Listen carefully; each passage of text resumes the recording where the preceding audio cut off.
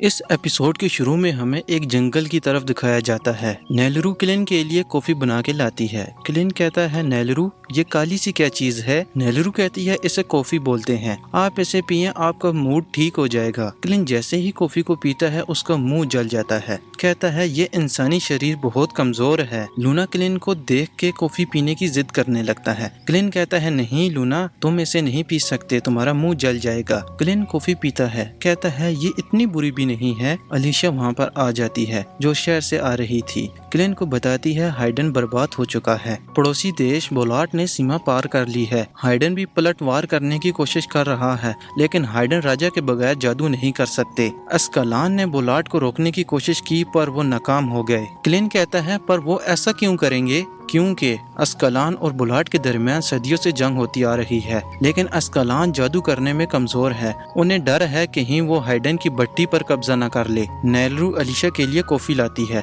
अलीशा कहती है, वाह नेलरू, कॉफी। क्लिन अलीशा पर टोक मारते हुए कहता है, क्यों अलीशा, तुमने कभी कॉफी नहीं पी? अलीशा कहती है, तुम अपना मुंह बंद रखो। मैं एक छोटे विलेज से ताल्लुक रखती हूँ जहाँ पर कॉफी नाम की कोई चीज नहीं होती। अलीशा नेलरू का शुक्रिया अदा करती है कॉफी देने के लिए। नेलरू लूना को खाना खिलाने के लिए ले जाती है। अलीशा क्लिन से कहती है, अब काम की बात करते हैं। तुमने कहा तुम लूना को राजा बनाना चाहते हो। जिस तरह के हालात बन गए हैं, लूना को राजा बनाना मुश्किल हो गया है। क्लिन कहता है, अब चाहे हाइडन बुलाट ही क्यों न बन जाए, मेरे लिए सब वैसा ही होगा। अलीशा कहती है, अगर बुलाट ने हाइडन पर कब्जा कर लिया तो लूना राजा नहीं बन पाएगा, क्योंकि फिर कोई हाइटेनियन नहीं रहेगा। ये तो बड़ी मुसीबत है। अलीशा बताती है, मेरे डैड को भी ड्रिल ने मारा था, सिर्फ अपनी तलवार की ताकत आजमाने के लिए। अगर तुम्हें लूना को राजा बनाना है तो ड्रिल को हाइडन से भगाना होगा। क्लिन कहता है, क्या मुसीबत है, जिस शहर को मैं तबाह करना चाहता था अब उसे ही बचाना होगा। अलीशा कहती है, तुम जाओगे तो मैं भी साथ जाऊंगी। क्लिन कहता है, नहीं, तुम यहीं पर नेलरू और लूना का ख्याल रखो।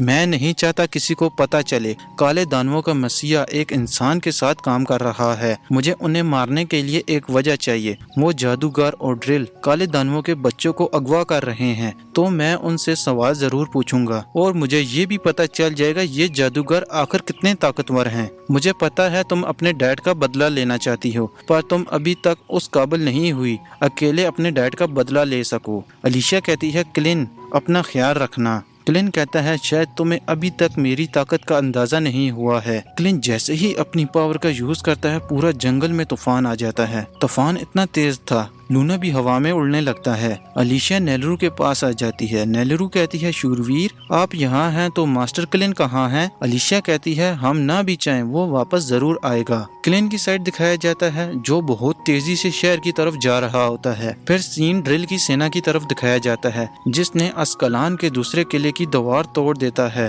रोहित कहता है, ये बहुत बुरा हुआ, हम उन्हें एक झील के पास रोकेंगे। एक हाइटेनियन सोल्जर सब कुछ देख रहा होता है। दूसरी तरफ अलीशा और नेलरू भी एक शहर में आ जाते हैं जिसका नाम शेरोन होता है। कुछ सोल्जर एक रेवंस को मार रहे होते हैं। रेवंस की नजर अलीशा पर पड़ जाती है। ये वही शूरवीर लड़की है जिसने हमारे किले पर एक ऑक्टोपस छोड़ दिया था। सोल्जरों के देखने से पहले अलीशा अपना रास्ता बदल लेती है। सोल्जर कहते हैं, अगर शूरवीर जिंदा होते तो इस देश की ये हालत ना होती, चलो आओ इसे भी लटका देते हैं। अलीशा इनकी बातें सुनकर अपना चेहरा छुपा लेती है। सोल्जरों ने एक दिन में 9 रेवंस को मार दिया होता है। एक सोल्जर कहता है, पहले क्लेविटस का हमला और ऊपर से ड्रिल की सेना, हर तरफ से हालात खराब होते जा रहे हैं। इनका लीडर कहता है, हम हर हाल में अपने शहर को बचा के रहेंगे। अलीशा और नेलरू एक होटल के पास खड़े होते हैं। अलीशा नेलरू को कहती है, जब तक हम शहर में हैं तुम मुझे मेरे नाम अलीशा से बुलाया करो। नेलरू कहती है, शूरवीर क्या मुझसे कोई गलती हो गई है? अलीशा कहती है, नहीं, कुछ टाइम के लिए मैं अपनी पहचान छुपा के रखना चाहती हूँ। जैसे ही दरवाजा खोलते हैं, 2 सोल्जर कहते हैं, क्या तुम एक रेवंस हो? तुम्हारे होलिये से तो यही लग रहा है। पीछे से इन दोनों सोल्जरों की मोम आ जाती है। कहती है, तुम दोनों दूर हो जाओ इनसे, छोटा बच्चा जाग जाएगा। वैसे भी जो हालात हो चुके हैं तो हर किसी के पास हथियार होगा,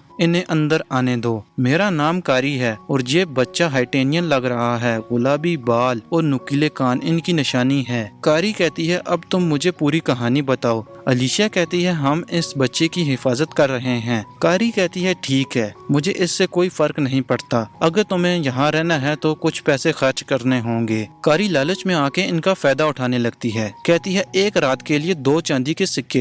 अलीशिया मान जाती है और 4 चांदी के सिक्के दे देती है। कारी कहती है तुम्हारा रूम ऊपर की तरफ है, चलो बच्चों इनका सामान उठाओ। नेलरू कहती है नहीं, मैं अपना सामान उठा सकती हूँ। सोल्जर कहता है अपना सामान मुझे दो। नेलरू मान जाती है। जैसे ही बैग उतारती है सामान बहुत भारी होता है। सोल्जर कहता है जल्दी इधर आओ, मेरी मदद करो। कारी कहती है रूम कैसा लगा? अलीशिया कहती है अच्छा है। सोल्जर कहते हैं ये सामान बहुत भारी है, पता नहीं इसमें क्या है। कारी कहती है आराम करो, कुछ जरूरत हुआ तो बुला लेना। बार्ड लूना पर नजर रख रहा था, उसे पता चल जाता है लूना कहाँ है। कहता है जाओ मेरे कीड़ो, तुम्हारा निशाना वो छोटा बच्चा है। नेलरू की तरफ दिखाया जाता है। कहती है अलीशिया इधर आओ, देखो लूना का एक छोटा सा दांत निकल आया है। अलीशिया कहती है हाँ कितना प्यारा है। कारी कहती है खाना तैयार है, आ जाओ। अलीशिया कहती है लूना सो गया है, मैं यहीं ले आती हूँ। कुछ सोल्जर बातें कर रहे होते हैं। हमने सुना राजा क्लेवेटस को मार नहीं पाया, उसने खुद को ही मार दिया था। एक सोल्जर कहता है उस टाइम शूरवीर क्या कर रहे थे?